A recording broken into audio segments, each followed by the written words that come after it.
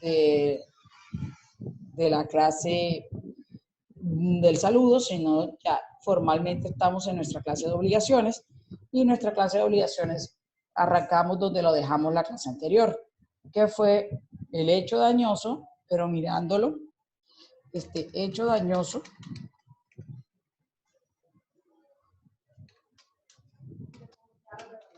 ese hecho dañoso lo vamos a mirar desde el punto de vista de las responsabilidades que genera.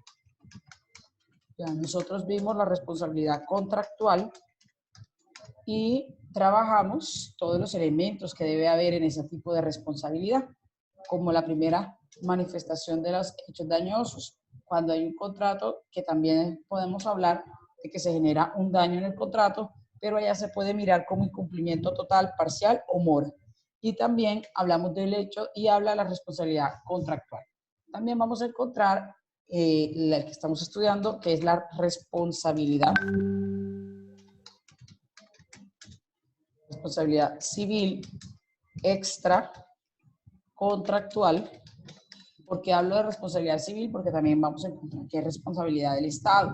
Y ustedes tienen una asignatura propia de ese tema. Hablando de que propiamente ustedes tienen el tema de la responsabilidad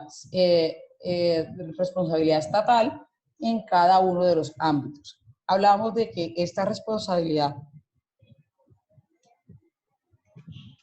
civil extracontractual tiene varios elementos, y hablábamos que el primer elemento era el daño, y que este daño debía de ser real, debía de ser cierto, no que nada que inventado, debía de ser determinado, porque este daño tiene que existir, tiene que existir, haber ocurrido, tiene que haber una certeza de cuál es el daño, y tiene que haber una determinación para poderlo medir, porque el daño necesita ser medido, necesita ser cuantificado, tiene que estar determinado para que este daño pueda ser cuantificado.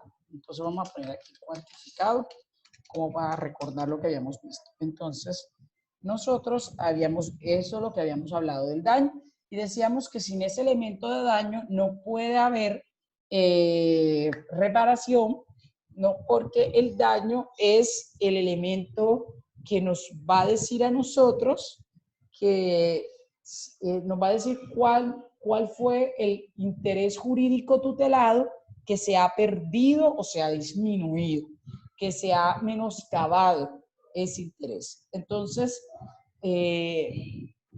para ir acabando casos, vamos a encontrar que el daño, que del daño, vamos a poner aquí una flechita, que el daño puede tener varias, aquí, que el daño lo vamos a encontrar de dos clases. Vamos a encontrar el daño de dos clases, y vamos a encontrar que hay un daño material y que hay un daño inmaterial. Y que el daño material es el que a ustedes les va a dar, o el que ustedes van a escuchar. Ese daño material es el que ustedes, el daño material es el que ustedes van a conocer como lucro cesante o daño emergente, y hay un daño inmaterial. Ahora, este daño material que ustedes ven que yo estoy señalando aquí, eso es lo que se conoce como daño patrimonial, porque tiene una afectación directa sobre mi patrimonio. Y el daño inmaterial es el que yo voy a conocer, o ustedes van a llamar como daño extra patrimonial, porque ese daño no tiene una relación directa sobre el patrimonio, sino de manera indirecta. Ese daño material que ustedes se van a encontrar, y que ustedes van a tener que señalar, este daño material es un daño patrimonial porque repercute cae directamente sobre mi patrimonio. Es muy fácil determinarlo, es muy fácil saber con certeza cuál es fácilmente cuantificado porque va a recaer directamente sobre ¿qué? Sobre el patrimonio de una persona. Y en el patrimonio ya nosotros sabemos que son esas universalidades donde están los derechos y están obligaciones. Entonces yo sé cuáles son esos derechos que se me vieron afectados y yo los puedo cuantificar económicamente por medio del dinero. Entonces, este daño patrimonial, mis queridos señores, aprovechando la clase y para no regresarnos sobre esto, nosotros lo vamos a encontrar de dos formas. Ya ustedes debieron, si estudiaron, si pasaron por ahí, por algún libro de juiciosos, saben que hay dos formas hay en este daño, este daño se va a dividir en dos. Y este daño que se va a dividir en algo que se llama daño emergente y lucro cesante. Entonces, aquí tenemos nosotros la primera clasificación de nuestro daño. Es que el daño material o patrimonial, porque es el que recae sobre mi patrimonio, yo lo voy a dividir en daño emergente y en lucro cesante. Entonces, nos vamos a tener que abrir nuestros códigos civiles y darnos cuenta y mirar qué dice la ley, qué dice la norma de qué son los daños emergentes, y para eso nos vamos a tener que tropezar con dos artículos. ¿Cuáles son los dos artículos? El artículo 1613 del Código Civil y el artículo 1614 del Código Civil. Entonces, estos dos artículos nos dicen lo siguiente, me voy a permitir leerlos, y nos dice, la indemnización de perjuicios comprende daño emergente y lucro cesante, ya provenga de no haberse cumplido la obligación, de haberse cumplido imperfectamente o de haberse retardado su incumplimiento. Eso no nos importa lo demás, porque lo demás está hablando de daño de responsabilidad contractual, pero el daño y este daño que estamos aquí lo voy a aplicar también acá a responsabilidad contractual, porque el daño, si se han dado cuenta, es un elemento que existe en ambas responsabilidades, sino que lo vamos a estudiar en responsabilidad contractual porque por lo general el daño material es el único que comprende la responsabilidad civil contractual. En excepciones, en la sección que le señalaba cuando estudiabas esto, que nos habla el artículo 1606, que se haya cometido el daño por dolo o culpa grave, es que hablamos de daños extrapatrimoniales. Pero normalmente el daño parte en la responsabilidad contractual como un daño patrimonial. Entonces, aquí miramos, el daño comprende, pero ¿qué clase de daño? La indemnización de perjuicios comprende daño emergente y lucro cesante. Ahí se está refiriendo solamente a daños patrimoniales. Eso es lo que nos habla el artículo 1613. Entonces, el 1614 nos está diciendo, entiéndase por daño emergente la pérdida o perjuicio que proviene de no haberse cumplido la obligación o de haberse cumplido imperfectamente o de haberse retardado su incumplimiento. Y por lucro cesante, la ganancia o provecho que se deja de reportar como consecuencia de no haberse cumplido la obligación. Bueno, básicamente, ¿qué nos está diciendo eso? Pues muy sencillo, que el daño emergente es el perjuicio concreto que se ha causado directamente del daño sobre nuestro patrimonio. Por ejemplo, yo tengo un carro y ese carro atropella a una moto. ¿Cuál es el daño emergente? Pues el daño emergente es el daño concreto que se le hizo, o sea, se dañó la moto. Es el costo de la moto, el costo de la reparación de la moto. Ese es el daño emergente. Ahora, el lucro cesante es la falta de provecho, la pérdida de provecho o la ganancia que yo dejé de tenerle a la moto. Entonces, para calcular el lucro cesante, yo voy a decir, es que yo la moto la cogía para transportarme y ahora me va a tocar pagar, pagar, porque la moto fue pérdida total, la moto no sirve. Entonces, usted me tiene que indemnizar a mí el daño emergente y el lucro cesante, o sea, el valor de la moto y el valor del provecho que yo le podía sacar a la moto, que era mi transporte. Entonces, usted me va a tener que pagar a mí el valor no solo de la moto, sino de todos los pasajes que yo tengo que tomar ahora porque no tengo la moto. Entonces, esos dos conceptos hacen de los daños patrimoniales. Entonces, vamos a imaginarnos que un trágico accidente.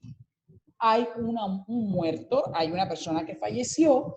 Esa persona, el daño emergente es la indemnización que a mí me dan por los gastos que, como no me pueden devolver la vida, ¿vale? Entonces me van a dejar indemne, es decir, sin daño. Entonces, ¿qué es lo que me van a pagar como daño emergente? Pues todos los gastos de la camilla, hospital, ambulancia, todos esos gastos son el daño emergente. Lucro cesante. Resulta que esa persona que fallece es el esposo de esa persona. Entonces, es todo lo que esa persona pudo haber producido si hubiera continuado viva. Ese es el lucro cesante. ¿Quedó claro la explicación o hay alguna duda hasta aquí? ¿Todo claro? Sí, profe. Entonces, el daño emergente es el daño que se da directo. Es que por haberme accidentado me tocó pagar la moto nueva, el taller, la grúa, Y el lucro cesante sería, pues, todos los pasajes que yo dejé de venir, porque ese era el provecho que yo le sacaba a las motos. ¿Quedó claro? Entonces, siempre que hablemos de daños patrimoniales, tanto en el contrato, usted básicamente lo que puede pedir es el daño emergente y el lucro cesante.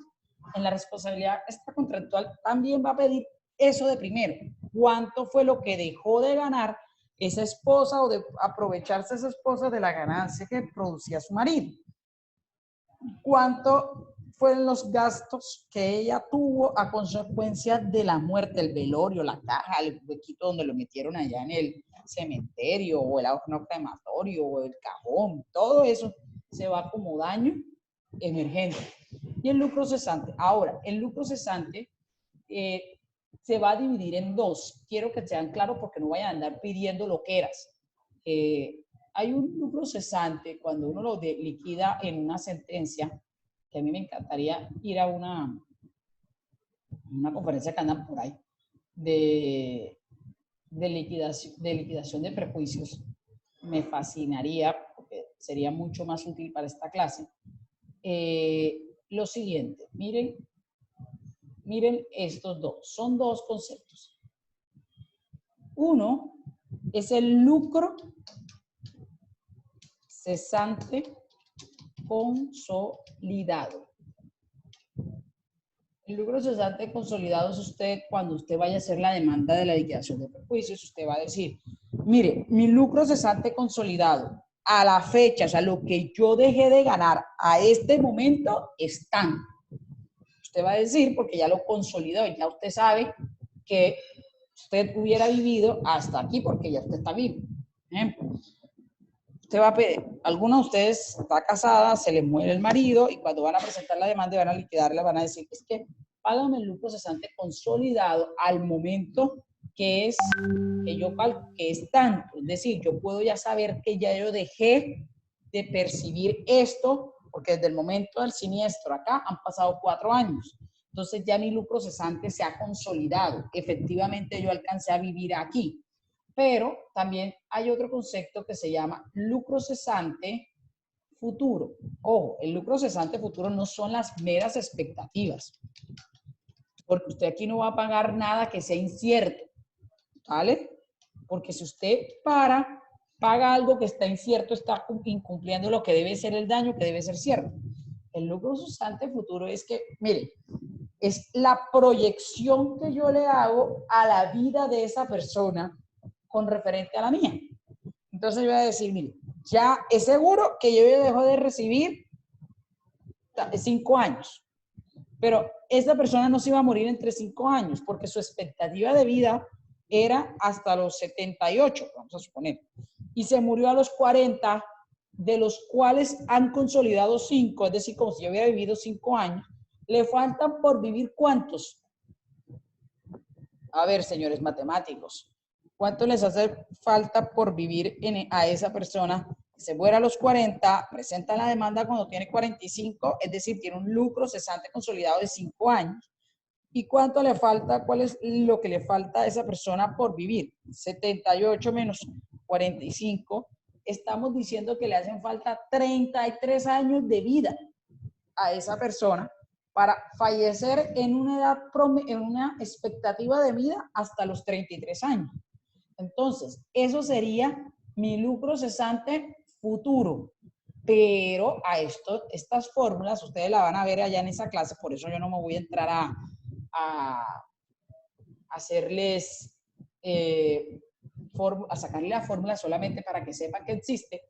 Esto se castiga porque es que esta es una proyección hacia futuro, pero usted va a recibir la plata hoy. Entonces usted no va a recibir esa proyección al 100%. Como usted la va a recibir ahora, entonces se le va a descontar, pues, se le va a descontar ese IPC que se iría generando hacia el futuro, porque usted lo va a recibir hoy y no lo va a recibir entre 33 años. ¿Se ha quedado claro el asunto? Entonces, esto es el lucro cesante que tiene dos caras, un lucro cesante consolidado y el lucro cesante futuro. Aquí no hay incertidumbre, no es como que, ay, es que como era hijo de un magnate el que se murió, ese tipo iba a producir millones, o como las mamás de nosotros que creen que todos los hijos son genios. Yo creo que una de las cosas que los padres cometemos es que creemos que nuestros hijos son pequeños, son astronautas. O sea, nuestros hijos vuelan, tienen un coeficiente intelectual superior al promedio. Y yo creo que por eso los niños hoy en día sufren tanta estrés, porque se consideran superiores al resto de la humanidad, los papás, y dicen, mi hijo es súper inteligente, súper brillante, y nos damos unas ínfulas al pequeño, que ese niño que va a saber del mundo, ese niño nada más es un chico normal que se sabe el abecedario y ya, porque la memoria de la edad, a los 5 años cualquiera se lo puede saber, pero decir que hay genialidad en eso, pero los papás somos un poco exagerados y damos cualidades de superhéroes a nuestros hijos. Ve a un papá y le muestra la foto de su engendro y dice que es lo más lindo que Dios ha tirado en la tierra, aunque el niño haga curso para el jorobado de Notre Dame. Entonces, esas son las situaciones que nosotros encontramos. Entonces, no podemos decir, es que mi hijo iba a ser un genio, iba a ganarse millones, él estaba diseñado para ser el presidente ejecutivo de Ecopetrol y se iba a ganar 30 millones de pesos. No, cálmese.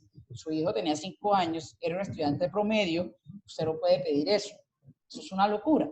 Su hijo a lo mucho, como no sabemos si realmente iba a trabajar o no, si no iba a volverse un vago y un mantenido de papi y mami, lo único que podemos calcular es con qué, con el ingreso, con un salario mínimo, que sería lo que presume la ley que se podría ganar. Ahora, si es una persona que ya está trabajando, que ya tiene algo, pues se tomará con el último salario para hacer la proyección.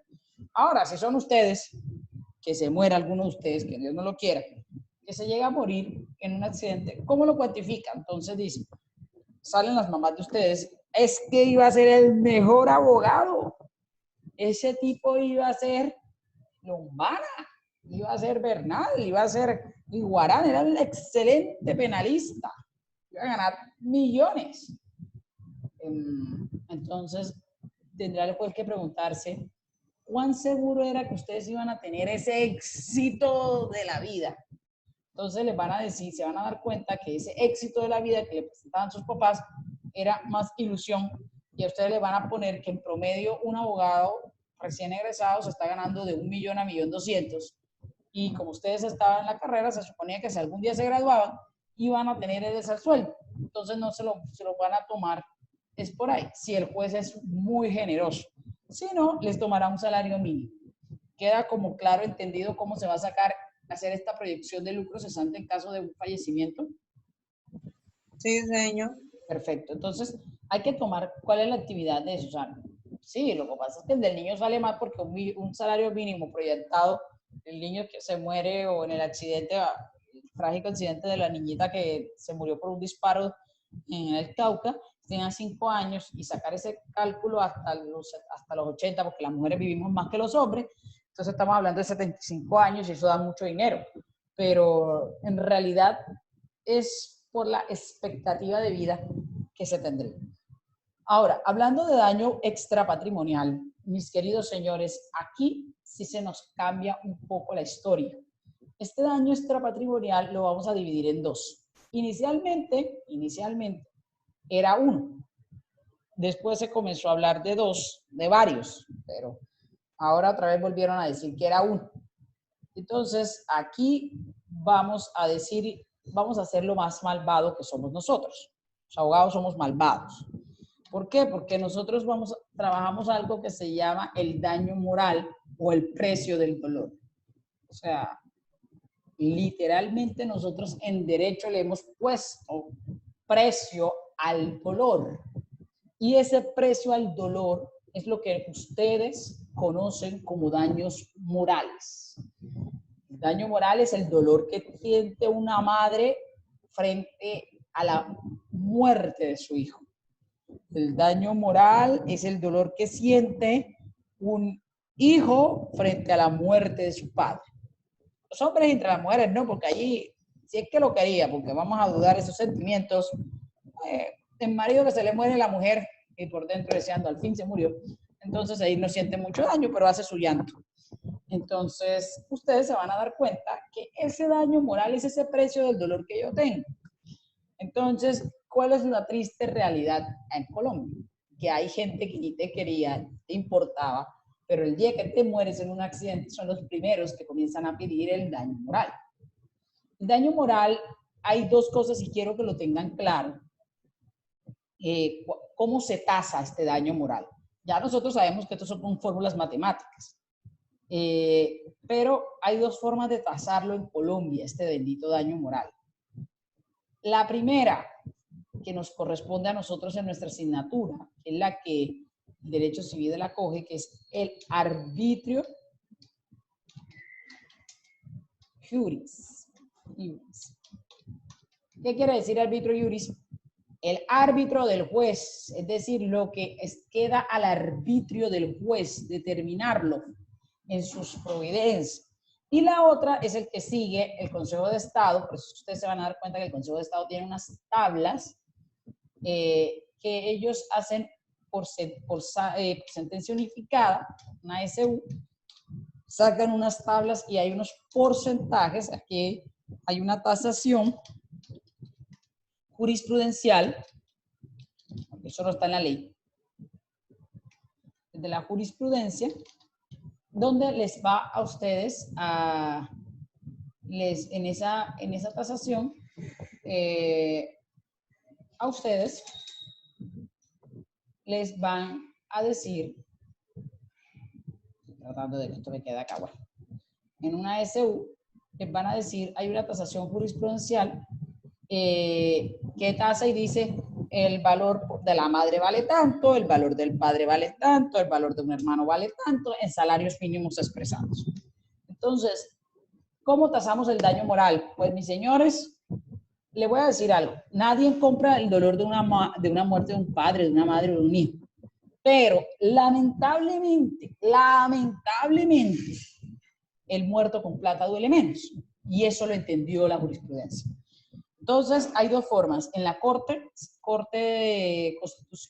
Suprema se maneja el concepto de arbitrio juris. Es lo que el arbitrio del juez para tasarlo dependiendo de las situaciones de tiempo, modo, lugar, cercanía, edad y demás que haya entre las personas, Mientras que en el Consejo de Estado, ellos sacaron una sentencia unificada donde dijeron, mire, estas son las tablas de la tasación de los daños morales y es la que se va a aplicar para que usted no tenga que andar pidiendo. ¿Quedó claro? Básicamente, esos son los conceptos que hay. Ahora, mis queridos señores, hubieron una cantidad de daños por ahí. Daños fisiológicos, daño en la vida en relación, daños en no sé qué, pero todo eso se unificó en algo que se llama daño a la salud. Ese daño a la salud, antes, hoy se llamaba daño a la vida en relación. Es decir, a ver, se los explico. Daño fisiológicos. Bueno, había otro daño, pero en este momento se me escapa. Básicamente, esto daño a la salud, antes se llamaba daño a la vida de relación y daño fisiológicos. Vamos a hacer un ejemplo.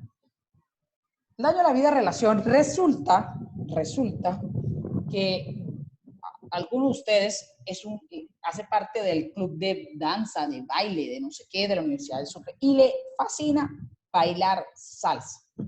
En un accidente automovilístico pierde las extremidades y ya no va a poder bailar salsa porque dice que no se va a poner prótesis y quedó traumado y todo lo demás.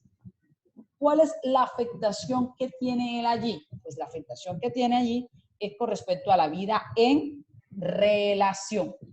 ¿Qué quiere decir eso? La vida en relación de él, se ha visto desmejorada, ya no va a poder relacionarse con la vida como lo hacía antes, porque ha perdido sus extremidades inferiores. Ahora, los daños fisiológicos es que su fisiología, su vida, nadie, por mucho que te indemnicen, por mucho que te paguen, tú no eres una salamanqueja que te van a hacer una nueva pierna. Entonces vas a tener una pérdida fisiológica permanente. Entonces, estos dos daños antes se pagaban por separado. Hoy se ha unido ese concepto en daño a la salud. Y se ha señalado que el daño a la salud es eso.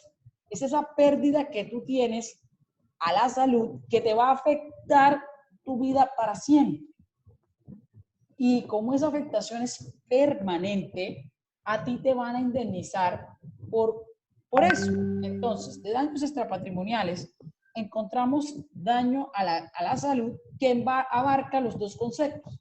El concepto de la vida en relación y el concepto de daños fisiológicos. Estos conceptos están embarcados en esto, porque se pide. Entonces, aquí está, señores, la descripción de los daños. Normalmente estos daños extrapatrimoniales son de conocimiento de la responsabilidad civil extracontractual. Pero, y aquí sí quiero dejar una raya por aquí que nos quede bien clara, que esta vida en relación, estos daños extrapatrimoniales también se pueden pedir eventualmente, como lo dice el artículo 1616 del Código Civil, cuando la persona, o sea, se pueden pedir daños extrapatrimoniales cuando la responsabilidad civil extracontractual se deba a dolo o culpa grave. ¿Quedó claro hasta aquí, señores? Es decir, si hay dolo o culpa grave, podemos pedir en responsabilidad contractual los daños extrapatrimoniales. Se nos va a acabar la clase, ya les mando el link.